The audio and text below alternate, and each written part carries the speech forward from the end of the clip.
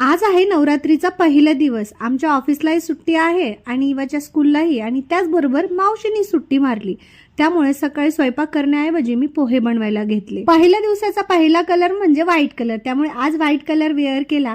मस्तपैकी पोहे बनवले, ब्रेकफास्ट केला आणि दिवसभर डोक्यामध्ये एकच प्रश्न चालू होता की आता या वर्षी गरबा खेळण्यासाठी कुठे जायचं। आणि किती जरी विचार केला, जिथे दरवर्षी जाते तिथेच जायचं होतं आणि प्लॅन केला की जिथे आपण नेहमी जातो, जे घराच्या जवळ आहे तिथे जाऊया।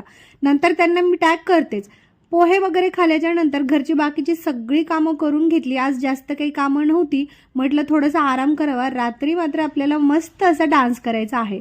पोह्याबरोबर थोडंसं सुख सुख वाटत होतं, त्यामुळे मी काय केलं, पापड वगैरे तळून घेतले, थोडीशी दही घेतली। इवाला सकाळी दूध वगैरे दिलं।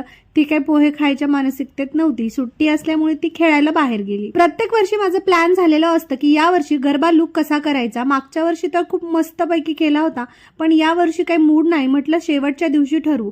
रात्रीच्या वेळेला फटाफट खिचडी टाकली आणि त्यानंतर मैत्रिणींबरोबर गेले गरबा खेळण्यासाठी। दरवर्षीपेक्षा यावर्षी जरा जास्तच गोंधळ वाटला। शक्यतो इथे लेडीज जास्त यायच्या, पण यावर्षी पासेस नव्हते, त्याच्यामुळे थोडासा जास्त गोंधळ होता। आणि 2 दिवसानंतर पासेस सुरू होणार होते, त्यामुळे मला माहित होतं दुसऱ्या दिवशी सुद्धा असाच गोंधळ राहणार आहे।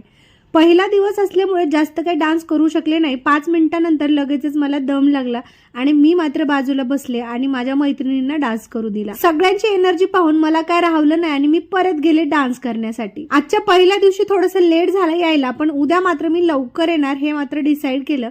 ही आहे last year memory. Last year सुद्धा सेम ठिकाणी मी मस्तपैकी मेकअप करून 9 दिवस तिथे गेले होते।